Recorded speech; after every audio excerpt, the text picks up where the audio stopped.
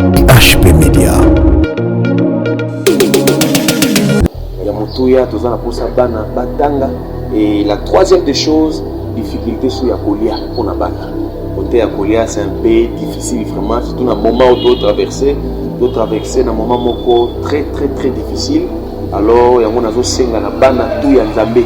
Ndenge makomé lobi na Proverbe chapitre 19, le verset 17. La Bible lobi, celui qui a pitié du pauvre prête à l'Éternel, qui lui rendra selon son œuvre. Moto nyonso ya yokeli mokola mawa ya déficit. Alors Nzamba futaye kolandisama na misana ya malamu. Tant que ozwaka motema ya kopenser na ba faible pour la rotika yote. Alors biso na Psaume 41 le verset 2 à 4, heureux celui qui s'intéresse aux pauvres, car au jour du malheur le Seigneur Dieu les délivre. Na moment problème ba génératé, na moment problème ba matarangomba te, mais na moment problème ba rappellera seulement Nzambe. HP Media. Ngai pona fongola orphelinat oyo ezaki te na lali na lamuki na sali yango te parce que basango basunganga na voilà dans la tuna no idée wana oui voilà basango ba yedangai. Donc depuis l'âge de 6 ans un prêtre catholique moto ngai motatikanga na maboko na âge de 6 ans papa leki na ya soda à l'époque azara lieutenant le aza colonel trop d'imitation d'akotikanga pa ya père Charles missionnaire du Verbe divin na congrégation ya SVD. Alors na zui diplôme na maboko ya mundele wana na bandundu na fiche awa na Kinshasa memanga pour l'université Inikin campus na bimeli auxiliaire de la loi na Inikin moko na 6 ba classe de 6 mois nde memanga na société ya transport ex-Onatra. À part cause la prophète de Nazawa, je suis un fonctionnaire et à l'état de Choussou. À memanga na société à transport ex-Onatra, le SCTP. C'est là où moi je travaille, en face il y a Seni, d'ailleurs bâtiment Zawana. Mais na koloba toujours qui est déjà choqué le fait na ba 28e mois yango on atra atika la rasu ko futa. Kala lorsqu'on atra bande ko futa quand même bana bazaki un peu moins bien. Mais depuis on atra kata ko futa donc bana ba comment vivre na ba difficulté surtout ko bela pe ya bana musuba to d'ailleurs ko bela ba musuba to sala bango ba opération ba hernie donc Mawanzambe kaka. HP Media, la chaîne qui vous édifie.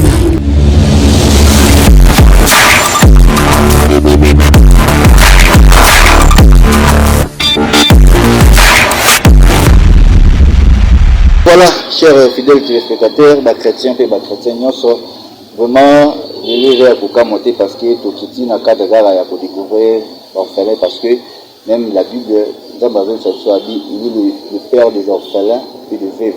Donc voilà pourquoi les deux tozana mbele na orphelinat les rochers. Donc tozana moko ya bakambi les rochers awa. Vraiment on a fait si bino na mbote vraiment kolo apambola biso nzamba fait une chose grâce. Ya boyeba komona na moko wa lelo komona e komona vraiment libéla et j'en profite aussi ya koyeba kopesa bino bato bomesana toujours pour soutenir biso na ba prière, bomesana pour soutenir biso na ba conseil na bino et pourquoi pas na nzela ya singa kobenga na tina ya bana bitike koyeba ba santé na bango pamba te à part ba biso oyo toza awa na kati ya République démocratique du Congo et na lobakelo moko soki Isaac asemaki et puis Bible lobby a répété son titre c'est parce que Isaac avait bâti ma beleni a kopi kolona po abuka ebele et ngana oyo tozona rawa tout ce que ça na kati ya communauté vraiment que Dieu vous bénisse tozana moko bakabimbo te papa Joël oui mbote papa voilà bazolanda yo partout dans le monde à travers chaîne Abisso et HP Media yozana na kati orphelinat Le Rocher. C'est le président promoteur ya orphelinat Le Rocher. Voilà, merci beaucoup. Alors le autre qui na cadre ya koyeba kolandela la santé ya bana oto mesa ko benga bana bitike est-ce que bazolala ndenge nini baliaka ndenge nini condition de vivre eza pas c'était bakemboka na biso République démocratique du Congo tozana problème qui ya conjoncture donc conjoncture nous a mabe makasi donc to vivra kaka na ngolo na grâce au nzamba sala biso yango toyebaka ko vivre bon ba difficulté nini beaucoup za na on a quatre orphelinats Le Rocher. Oui donc merci beaucoup papa parce que na kati ya orphelinat Le Rocher toza vraiment na partenaire mon côté officiel oyo ke alandelaka bana kotinda donc mingi ezalaka kaka bato ya mitema malamu nde bamesana mingi kosala mwa bolamu mpona bana awa difficulté eza makasi tout d'abord place ya kolala ya bana bamusu wana to ya bango esebebaki ya mibale scolarité ya bana batanga tokobokola bana soki balie soki mpe batangi te en tout cas tosala eloko te ya motuya toza na posa bana batanga. Et la troisième des choses, difficulté sur ya kolia pour na bana. Côté ya kolia c'est un peu difficile vraiment, surtout dans moment où tu traverser dans moment moko très difficile. Alors yango nazo senga na bana tout ya nzambe.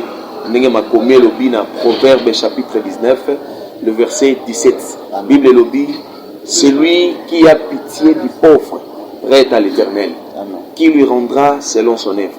Moto nyonso ya yokeli mobola mawa ya defisi nzambe alors nzamba futa ye kolandisama na misana ya malamu tant que ozwaka motema ya kopenser na ba faible kola kotika yo te.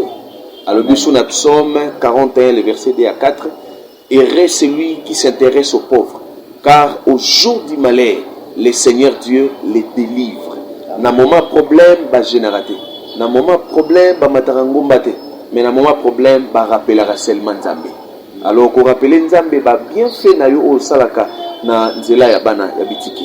Voilà, merci beaucoup papa. Alors soki tokoki koyeba biso na elongo bandeko bazotala biso na mosika to pe ba diaspora orphelinat banda eza koexister ça déjà combien des années? Oui, depuis orphelinat eza koexister na koloba 6e année yango depuis les rochers eza koexister 6e année yango.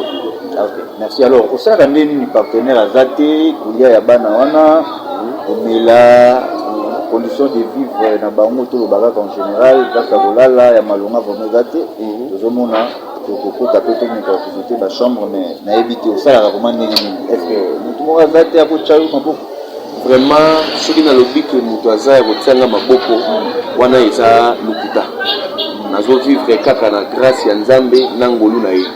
Donc tozalaki aider, il faut plutôt aider baninga. Ndeti ngai pona fongola orphelinat oyo ezaki te na lali na lamuki na sali yango te parce que basango basunganga na voilà na tuna no idée wana pe oui voilà basango ba edangai.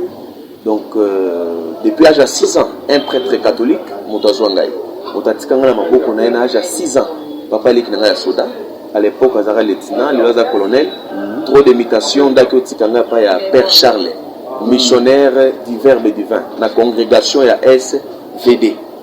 Alors na eu diplôme na maboko ya mundele wana na bandundu na feshi awa na Kinshasa memanga pour l'université Inikin campus na bimeli auxiliaire de la loi na Inikin mukona sisa ba classe les 6 mois nde amemanga na société ya transport ex-Onatra à part cause à la prophète ne nazawa je suis un fonctionnaire ya l'état du Chouchou amemanga na société ya transport ex-Onatra le STP. C'est là où moi je travaille, en face il y a Seni, d'ailleurs bâtiment Zawana. Mais na koloba, toujours qui est déjà choqué le pena ba 28e mois yango. On a tra atika la rasu ko futa te. Kala lorsqu'on a tra ba ndeko futa, quand même bana, bazaki un peu moins bien. Mais depuis on a tra kata ko futa donc bana ba comment vivre na ba difficulté surtout ko bela pe ya bana. Bana musuba d'ailleurs ko bela ba musuba to sala bango ba opération ba hernie. Donc Mawanzambe kaka, Mawanzambe papa. Vraiment merci. Ceux qui te l'ont dit bien, ils qualifient pour ça la orphelinat. Les rochers, ça c'est parce que yo basuma qui yo yango lipe au sumabana.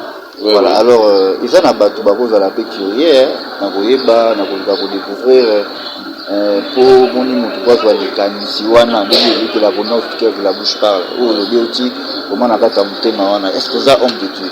Oui, je suis prophète, je suis le prophète Joël. Na kata église Église Nangeza na Kitambo hôpital arrêt Kwado numéro 78 église éternelle notre justice. Donc aux hommes ça l'Nzambe alors compassion nous a dit na moi ça que au mécanque que suna bana bitika alors origine to source na bango ta wapi source ya kolia ya bana non bana ah oui commune mingi da kotikela biso bana mingi commune maison communale ne tout ça na kati ya Mombele awa maison communale ya limité nda kotikela nga bana. Ok, donc la suba ba loko timwa na ba contacter yo mais bango moko ba continue moi les souvenirs terme que na côté ici ba demande plus de 11 fois na affaires sociales na biso ba répondanga eloko moko. On va voir si lelo na tikala kozata réponse ya mutu moko te depuis na côté ça ba demande.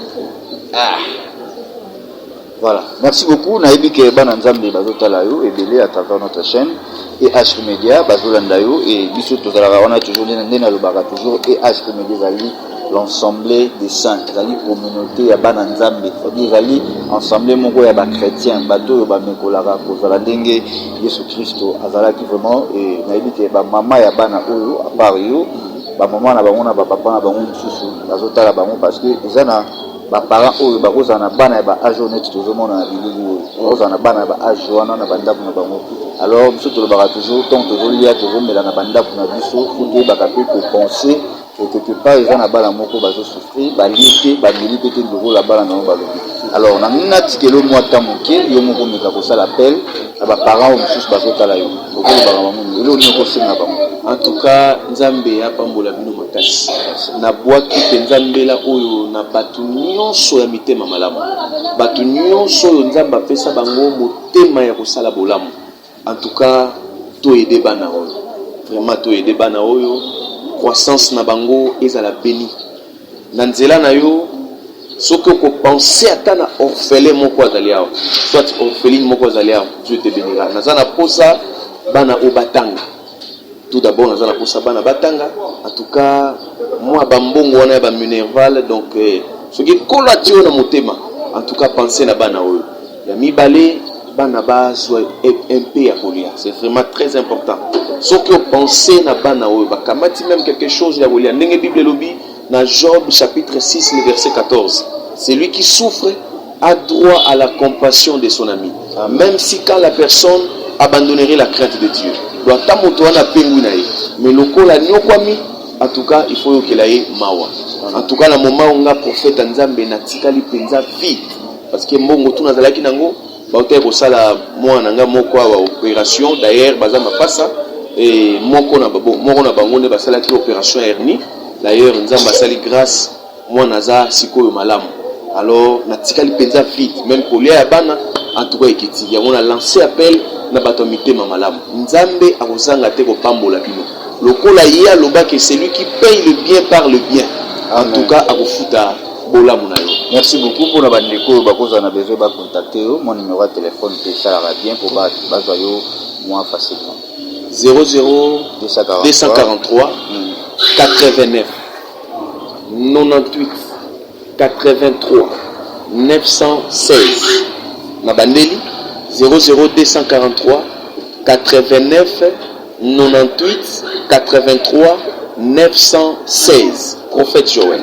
Merci beaucoup pour la bande comme ça bazana kata villa Kinshasa bazana besoin ya atana moi les soni na ye et ya même en pe na kati orphelinat na bino aposa la ndeni ni mo adresse pour la bande ko ba Hollande. Oui nazana quartier Mombele commune Limete avenue Kunzulu numéro 16 Nesika orphelinat ezali. Donc faut nous takomi kaka na ko ya avenue Kunzulu. Soki ka okiti kaka na point ya Kunzulu wana deko kiti au moins déjà parcelle à Liboso au moins déjà ici na Koma on a Libanda orphelinat Les Rochers. Avenue Kunzulu numéro 16. Merci beaucoup bande ko bino nyonso bote ko na biso vraiment to pesi bino un grand merci ndenge na déjà toujours pour bato za la casa te ba komona na bakoye na mokolo parce que David Alobi il est le Dieu de la miséricorde et compassion. Surtout tali vraiment tali bila et décret ba péché tout ça là. Tout ça bateau to ko de la kata mokolo te mais ko la tona bolimo. La grâce na ye ya moi sali biso sur ba komona na voilà pourquoi la grâce va foncer va leur c'est une faveur méritée pour bénéficier dans notre ma pesi biso mo se bénéficier dans notre vraiment un grand merci à vous tous et numéro ya moi na ko bozi bien te la numéro na biso ya EH Media est affiché juste na se wana bo contacter bino biso to toyeba au guider bino malamu place orphelinat ezali quant à moi je dis un grand merci na bana nzambe nyonso ba serviteur de Dieu ba servant de Dieu ba papa pe ba mama bino nyonso tozala toujours scotché branché na kati ya EH Media biso ba to s'abonner na monte to meka ko s'abonner voilà merci beaucoup tout le monde déjà tokomi kotika yo mais nazalaki na posa bana baleka vraiment bo na mona ye bana moi ebele bazo oui bana voilà ya tali l'histoire voilà Comment on a dit? Nicole. Nicole va à 11 ans. Waouh, moi c'est trop fort. Vraiment Nzambe, yaka. Voilà, qui tient aussi. Voilà. Bana, il y a orphelinat les rochers.